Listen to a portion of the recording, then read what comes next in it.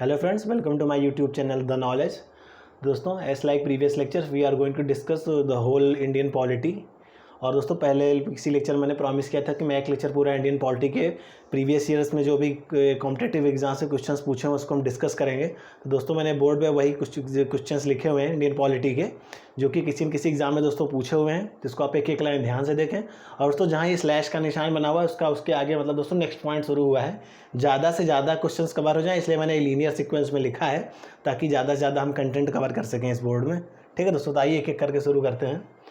नागरिक कौन से मौलिक अधिकार का सहारा लेकर न्यायालय जा सकते हैं जब उन्हें लगता है कि राज्य द्वारा उनके किसी मौलिक अधिकार का हनन हो रहा है?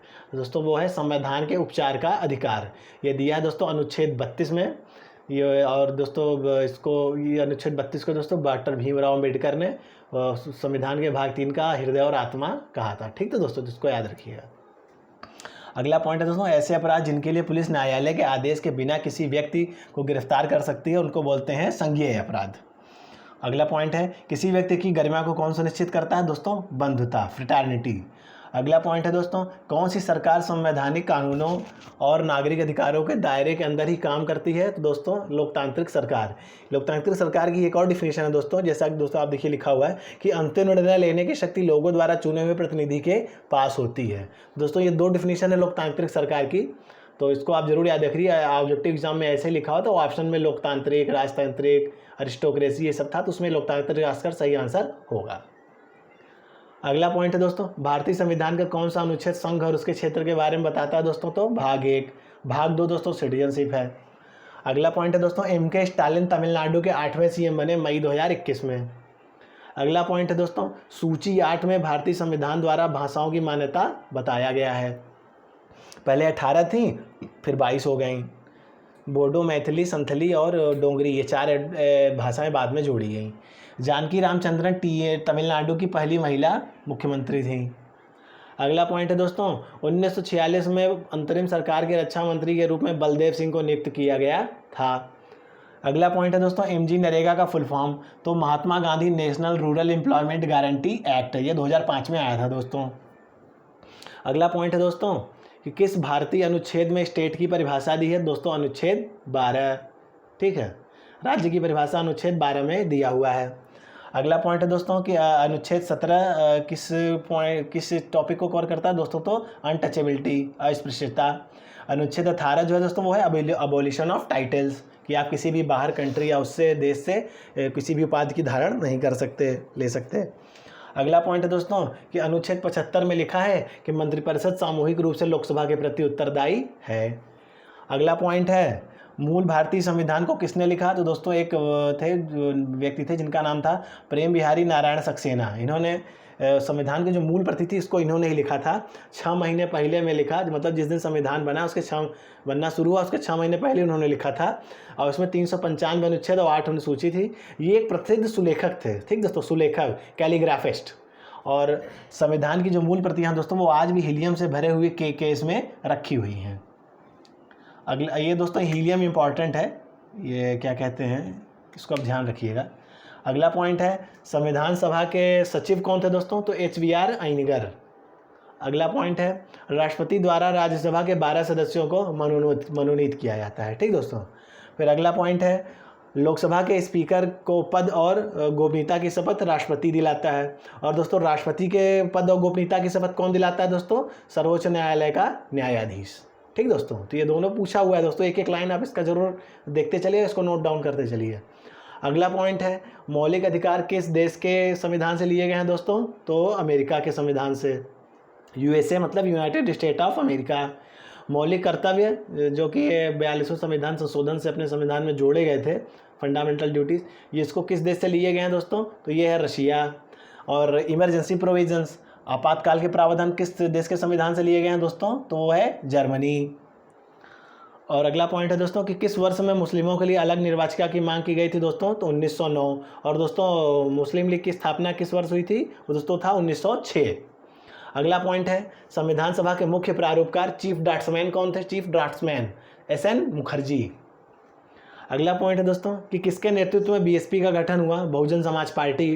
तो दोस्तों वो थे 1984 में इसका गठन हुआ था, वो थे माननीय नेता काशीराम। अगला पॉइंट है दोस्तों कि जो पहले दोस्तों जो लक्षद्वीप हमारा आइलैंड है वो दोस्तों 3 पार्ट्स में था, लक्षद्वीप, मिनिकॉय और अमनदीवी। तो दोस्तों बाद में एक पार्लियामेंट कानून के तहत तीनों को जोड़ के इनका नाम लक्षद्वीप कर दिया गया था 1973 में। लक्षद्वीप की राजधानी है दोस्तों कावाराती। अगला पॉइंट है दोस्तों, चुनाव याचिका पर निर्णय लेने की शक्ति निहित है उच्च न्यायालय के पास। और दोस्तों अभी जो हमारी प्रेजेंट लोकसभा, वर्तमान लोकसभा चल रही है वो दोस्तों 17वीं लोकसभा है, ठीक है दोस्तों। और ये दोस्तों अगला पॉइंट है दोस्तों कि सुप्रीम कोर्ट, हाई कोर्ट कितने तरह के रिट्स इशू कर सकते हैं दोस्तों? 5 तरह की। Supreme court, high court, lower court को कितने तरह के रिट्स इशू कर सकते हैं? 5 तरह की, ठीक है दोस्तों। तो ये, और दोस्तों ये देखिए मैंने लिखा है ब्रैकेट में HMCPQ, ये कुछ नहीं है, ये फर्स्ट वर्ड हैं जो भी रिट्स के नाम है, habeas corpus, mandamus, certiorari, writs of prohibition और दोस्तों क्वो वारंटो, ठीक है दोस्तों। तो ये नाम और ये 5 आप याद रखिए। तो अगला पॉइंट है दोस्तों, लोकसभा के चुनाव को क्वालिफाई करने के लिए मिनिमम एज कितनी है दोस्तों? 25। राज्यसभा या जो कि अपर हाउस है, एल्डर्स हाउस है, उसकी कितनी है दोस्तों? 30। अगला पॉइंट है दोस्तों, राज्य आयोग के सदस्यों को सुप्रीम कोर्ट की एक रिपोर्ट पर राष्ट्रपति द्वारा हटाया जा सकता है, ठीक है दोस्तों। अगला पॉइंट है, राष्ट्रपति संसद के दोनों सदनों को एक साथ संबोधित करते हैं, कब कब? प्रत्येक आम चुनाव का पहला सत्र और प्रत्येक वर्ष का पहला सत्र, या जिसको वित्तीय सत्र भी बोलते हैं, ठीक दोस्तों। तो ये इंपॉर्टेंट है, आप इसको जरूर ध्यान रखिए कि राष्ट्रपति किस 2 समय पे संसद को संबोधित करता है, ठीक दोस्तों, या एक साथ करते हैं। तो आम चुनाव का पहला सत्र और प्रत्येक वर्ष का पहला सत्र। और दोस्तों ये है कि राष्ट्रपति जो है भारत की आकस्मिकता निधि या जो इमरजेंसी फंड है उसको दोस्तों से व्यय कर सकता है संसद की मंजूरी के बिना। तो दोस्तों जैसा कि उसमें लिखा हुआ है आकस्मिकता निधि, मतलब जब इमरजेंसी होगी तब मंजूरी थोड़ी लेगा संसद से, तब खर्चा कर लेगा। तो इसलिए है और सही ऑप्शन है संसद की मंजूरी के बिना। अगला पॉइंट है, राज्य के नीति निर्देशक सिद्धांतों को लागू करने के पूर्व शर्त है कि पर्याप्त संसाधन होने चाहिए, ठीक दोस्तों। कोई भी सिद्धांत अगर लागू कर रहे हैं इसका तो पर्याप्त संसाधन होना चाहिए गवर्नमेंट के पास। और दोस्तों राज्य के नीति निर्देशक सिद्धांत किसी देश के संविधान से लिए गए हैं दोस्तों, तो वो है आयरलैंड, ठीक। अगला पॉइंट है, राज्य विधानमंडलों के सदस्य 5 साल के लिए चुने जाते हैं, ठीक दोस्तों। अगला पॉइंट है, राज्य लोक सेवा आयोग के सदस्यों की नियुक्ति राज्यपाल द्वारा की जाती है। उसका दोस्तों अगला पॉइंट है, भारत में मुख्य धारा का राष्ट्रवाद क्या था दोस्तों? कि औपनिवेशिक शासन से मुक्ति पाना, ठीक दोस्तों। अगला पॉइंट है, राज्य लोक सेवा आयोग के सदस्य कदाचार मतलब प्रूव्ड बिहेवियर के आधार पर केवल जांच के बाद ही हटाया जा सकता है। और कौन हटा सकता है? तो भारत का सर्वोच्च न्यायालय। अगला पॉइंट है दोस्तों कि नागालैंड 1 दिसंबर 1963 को राज्य का दर्जा प्राप्त हुआ, संसद ने दिया। दोस्तों आज भी इस पे थोड़ा सा लोग डिस्कस करते हैं कि पूर्ण राज्य है कि नहीं, लेकिन नागालैंड को 1 दिसंबर, ये डेट इंपॉर्टेंट है, ये आप ध्यान रखिएगा, 1 दिसंबर 1963 को राज्य का दर्जा प्राप्त हुआ। अगला पॉइंट है दोस्तों, उद्देश्य संकल्प मतलब drafts of objects of resolution, Nehru ji ने जो लिखा था, उद्देश्य संकल्प को संविधान द्वारा सर्वसम्मत से अपनाया गया 22 जनवरी 1947, ठीक दोस्तों। तो डेट जरूर याद रखिएगा। अगला पॉइंट है, संविधान में संघ का नाम दिया गया है इंडिया या भारत। उसके बाद अगला पॉइंट है दोस्तों, राष्ट्रपति किसके परामर्श से संसद के सभी सत्र बुलाता है और स्थगित करता है दोस्तों? तो प्रधानमंत्री। अगला पॉइंट है दोस्तों, संसद के सदस्य अपनी सदन में अपनी बात कह सकते हैं दोस्तों कि अंग्रेजी, मातृभाषा और हिंदी में, ठीक दोस्तों। उसके बाद अगला पॉइंट है, राज्य मंत्रिपरिषद के सदस्यों को पद की शपथ दिलाई जाती है दोस्तों, कौन दिलाता है दोस्तों? गवर्नर, ठीक है दोस्तों। तो जैसा कि आपने देखा कि हमने मैक्सिमम पॉलिटी के और जो भी इंपॉर्टेंट क्वेश्चन है वो कवर किए, और ये एग्जाम पॉइंट ऑफ व्यू से कुछ पूछे हुए हैं मैक्सिमम, और कुछ जो मुझे लगे इंपॉर्टेंट है वो मैंने डाले हैं। तो इसको आप ज़रूर रिवाइज़ करें क्योंकि ये रिपीटेटिवली पूछे जाते हैं। और दोस्तों कल से हम इंडियन हिस्ट्री, या कल या परसों के लेक्चर से दोस्तों भारतीय इतिहास, इंडियन हिस्ट्री शुरू करेंगे। और आप कमेंट बॉक्स में ज़रूर बता सकते हैं कि सर ये टॉपिक रह गया या इस पर एक और वीडियो और बना दीजिए दोस्तों, मैं उस पर ज़रूर बनाऊँगा। और कल परसों से हम दोस्तों इंडियन हिस्ट्री स्टार्ट करेंगे। तो एज़ पर दोस्तों वही रिक्वेस्ट है कि आप लाइक, कमेंट और सब्सक्राइब जरूर करते रहें, ताकि मैं अपने इस चैनल द नॉलेज को और भी इम्प्रूव कर सकूं। और आपका जुड़ा रहना उससे बहुत ज़्यादा ज़रूरी है। अभी लगातार देखते रहेंगे तो मैं उसको इम्प्रूव करता रहूँगा। थैंक यू दोस्तों।